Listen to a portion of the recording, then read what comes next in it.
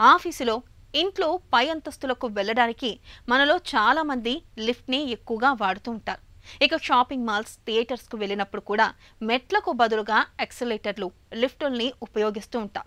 ఇలా కాళ్లకు పని చెప్పాల్సిన అవసరం లేకుండానే అనుకున్న ఫ్లోర్కి క్షణాల్లో చేరుకోవచ్చు.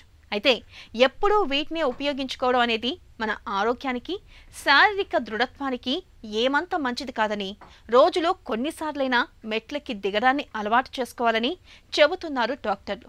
రోజూ కాసేపు మెట్లెక్కడం, దిగడం వల్ల ఎలాంటి ఆరోగ్య ప్రయోజనాలు లభిస్తాయో ఇప్పుడు తెలుసుకుందాం.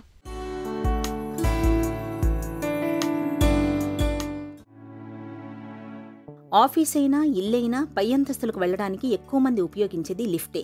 ఇక షాపింగ్ మాల్స్, థియేటర్లకు వెళ్ళినప్పుడు కూడా మెట్లకు బదులుగా ఎస్కలేటర్లు, లిఫ్ట్లు ఉపయోగిస్తాం.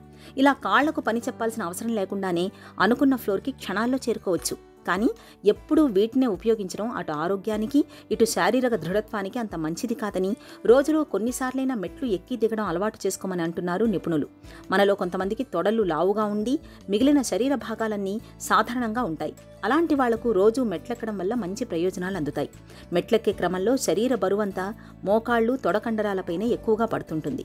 దీంతో ఆయా భాగాల్లో పేరుకుపోయిన కొవ్వు కరిగి కండరాలు దృఢంగా మారుతాయి.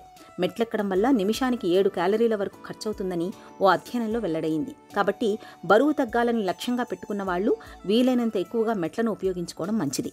మెట్లెక్కడం వల్ల గుండె కొట్టుకునే వేగం పెరుగుతుంది. తద్వారా గుండెకు రక్త ప్రసరణ సరిగ్గా జరిగి గుండె ఆరోగ్యం మెరుగుపడే అవకాశం ఉంటుంది. అయితే మరీ వేగంగా కాకుండా నెమ్మదిగా మెట్లెక్కడం మంచిది. తద్వారా గుండె కొట్టుకునే వేగం కూడా స్థిరంగా ఉంటుంది. అయితే ఇలా మెట్లెక్కి దిగడాన్ని రోజులో ఎంతసేపు చేయాలి? అటు ఆరోగ్యంగా, ఇటు ఫిట్గా ఉండాలంటే వారానికి 3 నుంచి 5 రోజులు రోజు కనీసం అరగంట పాటు మెట్లెక్కే వ్యాయామం చేయడం మేలు. ఈ వ్యాయామం చేసేటప్పుడు కూడా షూ ధరించాలి. అయితే ఇవి మడమ భాగంలో మందంగా, మెత్తగా, సౌకర్యంగా ఉండేలా చూసుకోవాలి. షూ ఇలా సౌకర్యంగా ఉంటే మెట్లెక్కినా పెద్దగా ఇబ్బంది ఎదురవకుండా ఉంటుంది. ఇక ఇప్పటికే గుండె జబ్బు, కీళ్లు, మడమ నొప్పులతో బాధపడే వాళ్ళు మాత్రం మెట్లెక్కకపోవడమే మంచిది. మెట్లెక్కడం, దిగడం వల్ల నొప్పులు మరింత తీవ్రమయ్యే అవకాశం ఉంటుందని గుర్తుంచుకోవాలి.